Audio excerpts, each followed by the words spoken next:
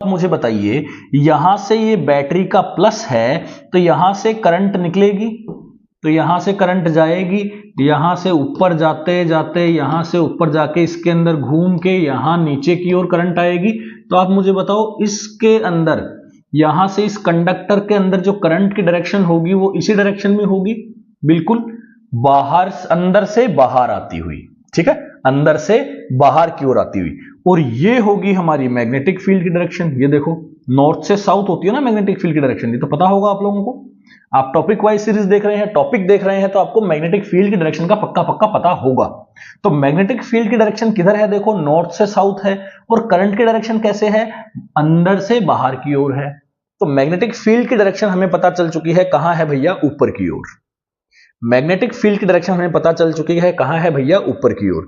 लेकिन जैसे ही हमने करंट की डायरेक्शन को खोल दिया, करंट की डायरेक्शन को खोल दिया, तो करंट की डायरेक्शन तो क्या हो गई, बाहर से अंदर होगी। लेकिन हमको तो क्या रखनी है, करंट की डायरेक्शन को अंदर से बाहर रखनी, क्योंकि करंट की डायरेक्शन अंदर से बाहर आ रही है।